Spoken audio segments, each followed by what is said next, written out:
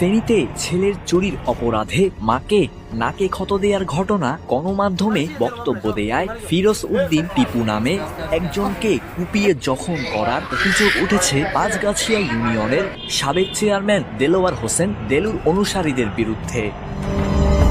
ভুক্তভোগী ফিরোজ উদ্দিন ওই ইউনিয়নের মাথিয়ারা গ্রামের লোকমান হোসেনের ছেলে। সে মাথিয়ারা বাজারের গ্রিল ওয়ার্কশপ ব্যবসায়ী। শনিবার দুপুরে মাথিয়ারার তাকিয়া রোডে এই ঘটনা ঘটে। ভুক্তভোগী ও স্থানীয়দের ভাষ্যমতে টিপু বাইকে করে পাশের ইউনিয়ন বালিগাঁও থেকে নিজ বাড়িতে আসছিলেন। এই সময় মাথিয়ারার তাকিয়া রোড এলাকায় পৌঁছালে পিছনের দিক থেকে বাইকে করে কয়েকজন এসে তাকে অতর্কিত হামলা চালায়। তার মাথার পেছনে ধারালো দেশীয় অস্ত্র দিয়ে আঘাত করলে টিপু মাটিতে লুটিয়ে পড়ে। এ সময় তার সৌর চিৎকারে স্থানীয়রা এগিয়ে আসলে হামলাকারীরা পালিয়ে যায়। গুরুতর আহত অবস্থায় তাকে উদ্ধার করে ফেনী সদর হাসপাতালে নিয়ে যাওয়া হয়। এর আগে শুক্রবার রাতে দেলু চেয়ারম্যানের অনুসারীরা 8 থেকে 10টি হুন্ডা যোগে 15 থেকে 16 জন সন্ত্রাসীরা টিপুর বাড়িতে এসে প্রাণনাশের হুমকি দেয়।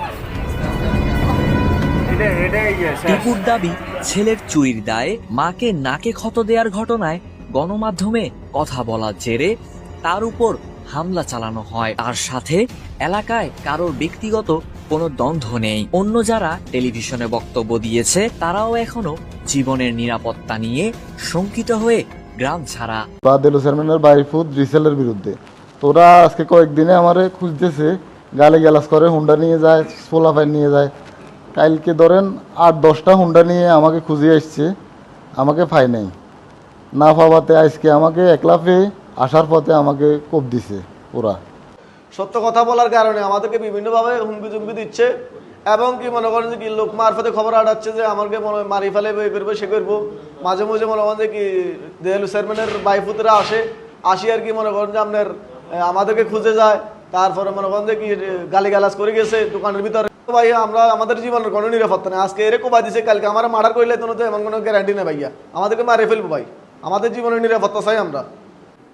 এখন আজকে ও একলা ছিল বা আসার পথে ওনারে রানিং অবস্থায় হুন্ডার মাধ্যমে কোপাই দিছে। আর আমাদের ব্যক্তিগতভাবে কারোর সাথে কোনো বেজাল নাই। ওইখান থেকে আমাদের বেজালটা মানে ওরা শুক্রবার বাড়ছে আর কি।